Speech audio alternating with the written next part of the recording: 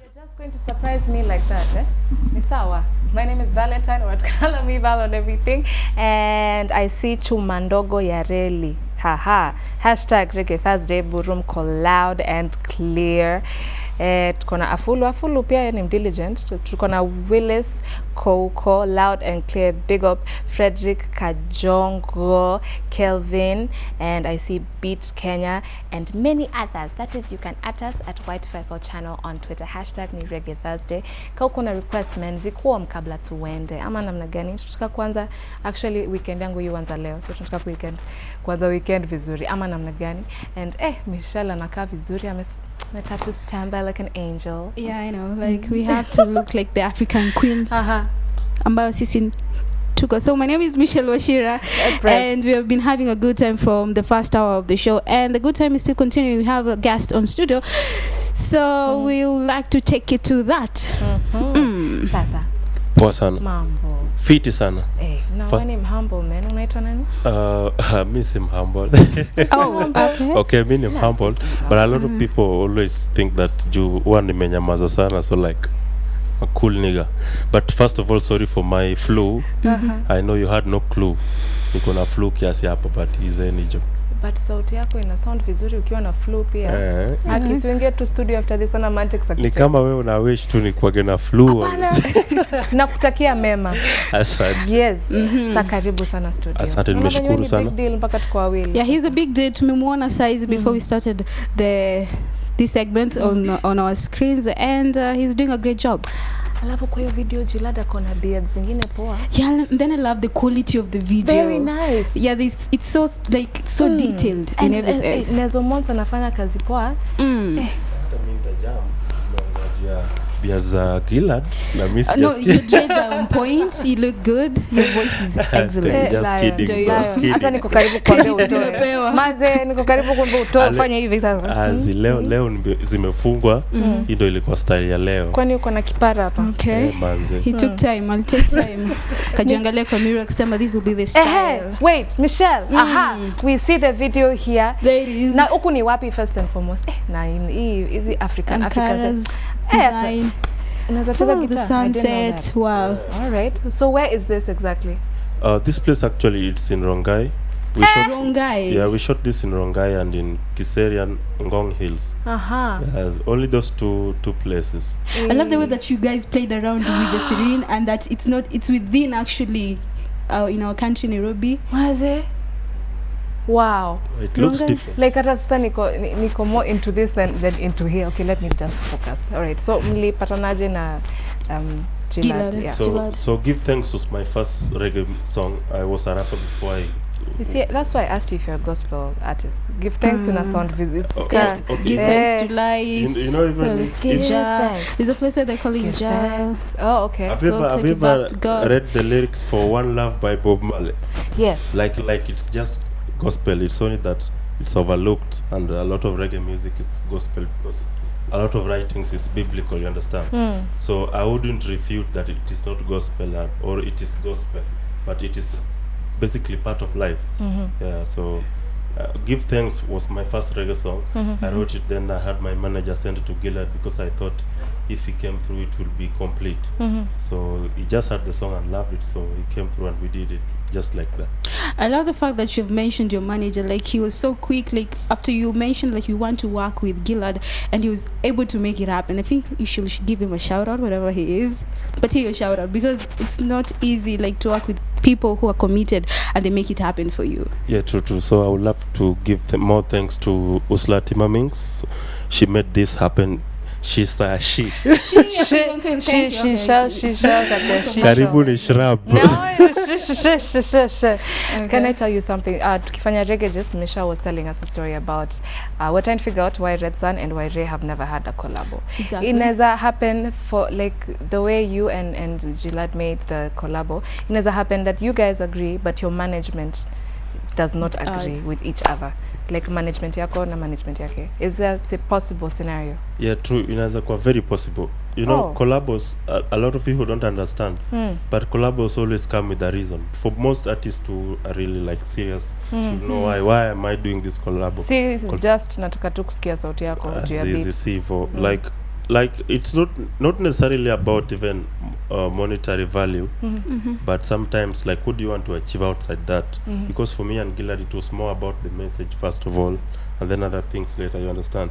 So you find that some artists also always feel like this guy want to use me for some kind of so it makes it very difficult. But there is also history of artists who don't do collabs. For example, Burning Spear did a song with Shamir that wasn't released because Burning Spear never does collabs. His branding, he never does that. So those are some of the factors.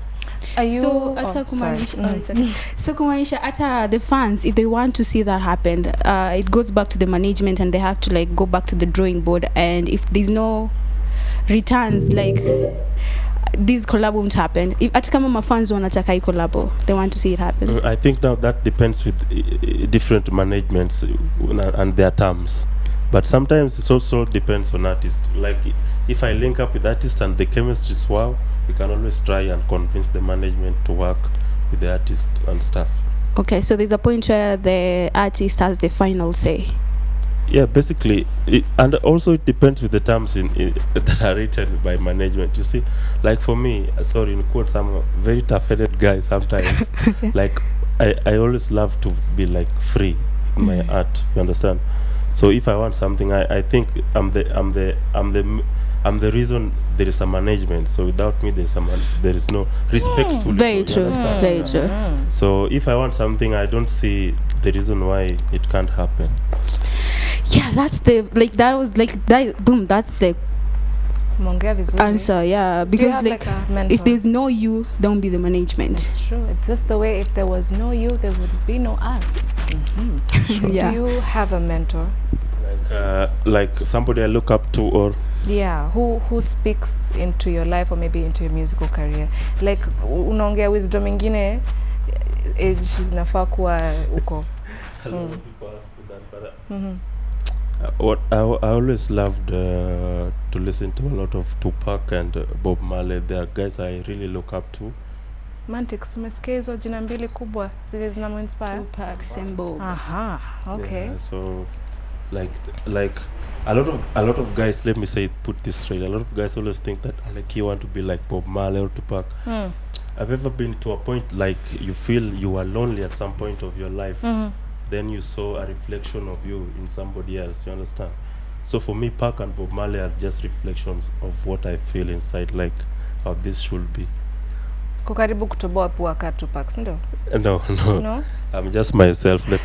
I always believe that we can use the past and people from the past for inspiration, but copying, yes. But we're in a kind of generation where music is not very original. Like kila mtu ana sample, kila kitu. Like we're not. I feel like some people don't really put a lot of effort. Like wanachukua tu and then inakuwa yao. Yeah. You know what I would ask is, do they prosper after making such music? It means society encourages them, you understand? If there was no platform for such mediocrity, then they will go back and say, no, we have to do something more better. But once society acknowledges it and they are celebrated, then the circle continues. But what happens when you have amazing vibes in your music and people are not very ready to receive you? You have good vibes and people are like ready let's to say your receive music is amazing, like kuna message kila kitu, but bado tu market atuko ready. What do you do then? It's very, very tricky for real. But I honestly would admit, if there are even friends of mine sometimes tell me, you're trying to do reggae music, it's not gonna work, blah blah blah. But a lot of people always like, can I say, they doesn't look at a long term, you understand? Like what would they want to achieve? Like I don't want to look like I am cursing a lot, but we lack a lot of patience. Ndio maana siku hizo napata sisi tukigrow up, kuku ilikuwa na take some more months kukuwa ready. Nowadays it takes 3 weeks to yani cock in a crow, unaelewa? So my this one I have to say, my first song, Give Thanks, I sent it to Sedela Male, who is a daughter to Bob Marley, and she replied. So from that, she did what? She replied? She replied to my song. Like, this is amazing. That was my first reggae song. Yeah, so I've done 2 reggae songs and I'm working with 2 Jamaican producers.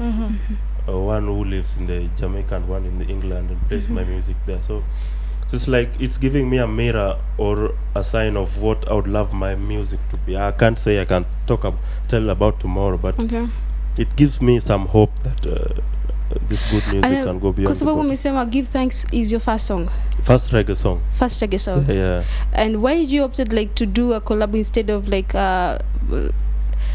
putting up a foundation for you as an artist, as a solo artist, and then move to collaboration?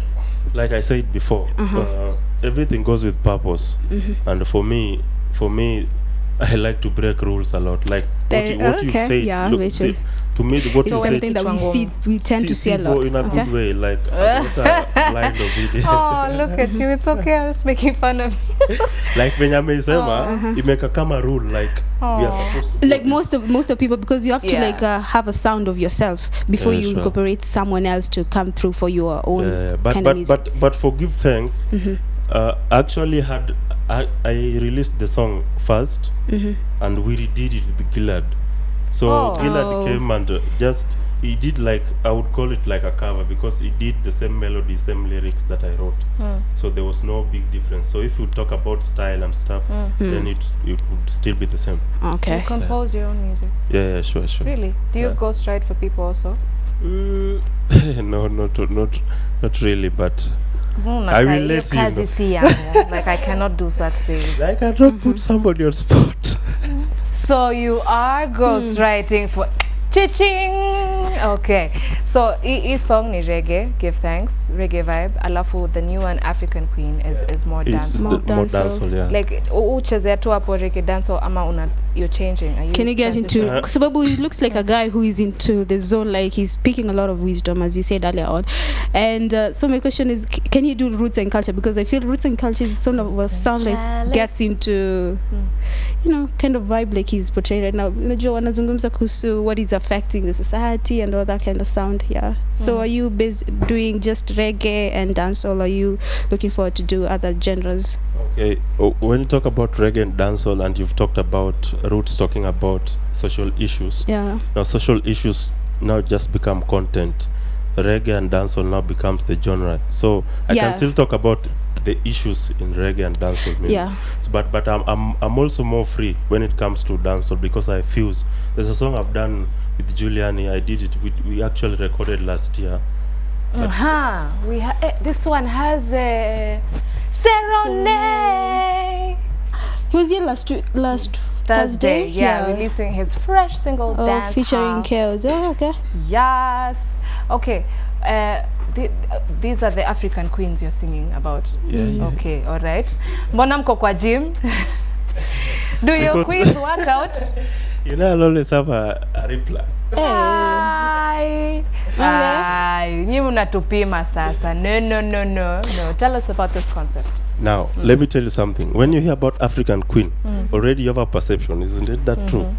Because you have a picture of what you're supposed to portray as an African, which these days is a representation, like a PR, a face of, not the reality. So for us, that is how it is right now. How do you think an African queen looks like? Honestly, from the sound of the song itself. Okay, I have a line there in my verse. This is for the African queen: light skin, dark skin, and anything in between. So I'm trying to appreciate like every skin color. You understand? Okay. So I always try to find a way of throwing some conscious light. I can see you. Okay, but just slightly out of curiosity, now do you think the African queen is just supposed to have African nappy hair, or it's okay if we buy? Tunaweza vaa ya farasi na bado tuite queen. Na kucheki huko nyuma mtu. Ni nywele tutakuwa ni different. Mwili, damu, kila kitu Africa. It doesn't make any sense. So then Wako karibu kuni interview. So then this So then this begs a question. Like, now it means then there are a lot of ladies who go wrong, African ladies then. No, it's just that I have found, I've met an artist who came and nilikuwa nimevaa sijui kente hivi, kitenge. Kente is now the cool word, okay? So nilikuwa nimevaa kente. But I had a weave, I think. So akaniambia, hey, I'm very proud of you for wearing this, but I don't like that you did this. But I'm for me, I feel like for you to be an African queen, it goes beyond how you look on the outside. I'm not trying to be African. I was born an African. Okay? Yes. There's nothing I can do to change that I am African. So how you look on the outside should not like try to influence. All right. Yeah. So what are you most proud of right now about your music career? Actually, first, I always wanted to, like, if I'm doing a genre, I want my music to attract people who do not love the fanatics of the genre, you understand? So I have, like, mature people listen to my music that I know that doesn't listen with emotion, like tunajua Alekey, you understand? So that is something I'm really, really proud of. So, yeah. All right. Okay. You look like you want to ask something else. Because initially you told us that Tupac is playing a role in his life. So at one point before you ventured into reggae dance, so did you feel like you want to get into hip hop and all that? I actually started rapping. I was rapping. And I opened for Juliani third album launch. Exponential Potential. And he was disappointed that I stopped rapping. But it was my decision to make. I always knew that I would play reggae music one day. I always knew, even as I was rapping, I just always knew that I would do reggae music. So there was the love of reggae even when you were doing hip hop. I think it's a bit arguable that zote nika zinatoka mzizi moja. Mzizi moja. Hip hop, reggae, but the original. Actually, hip hop was started in Jamaica. A lot of guys always don't know. Yeah. We have Rihanna, Nicki from back to the roots of Jamaica. Okay.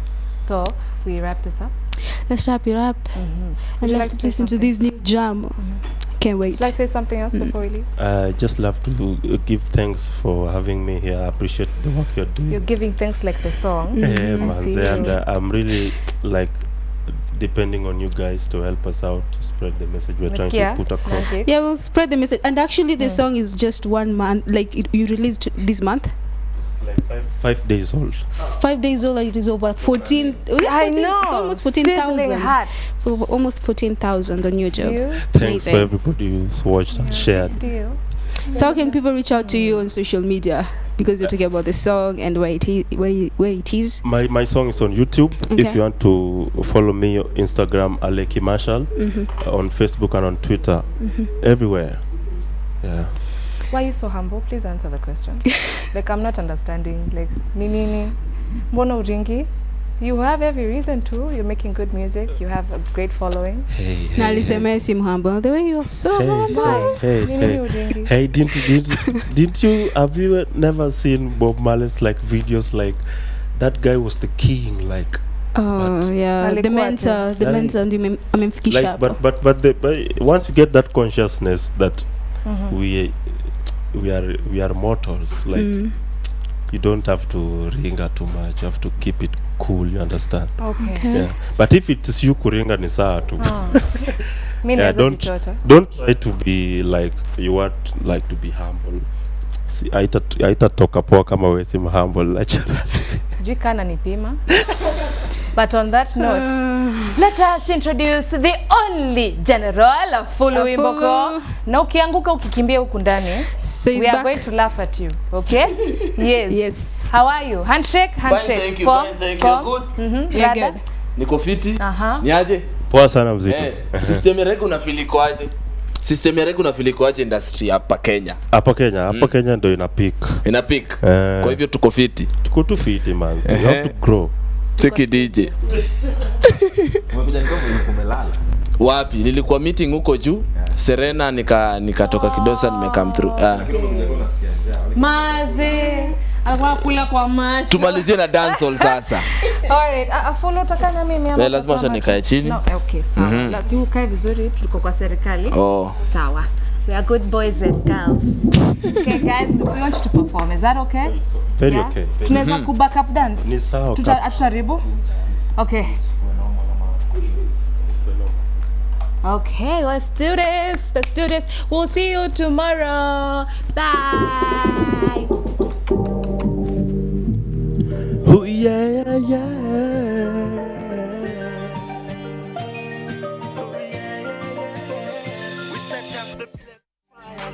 them admire.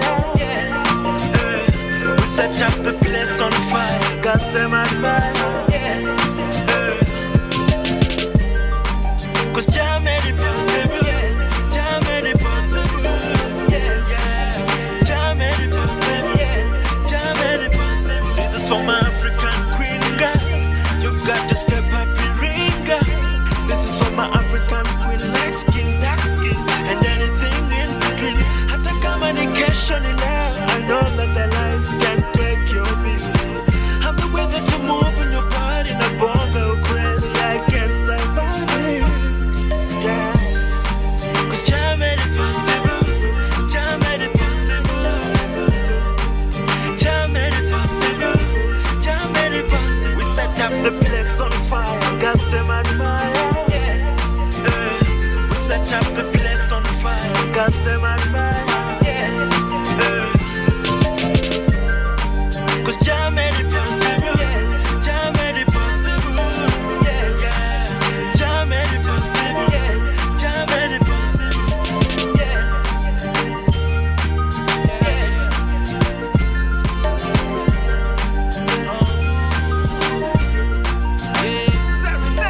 Jah made it possible for you and I. Let's make it possible to praise I and I, cause I'm in love with you through the rain or shine.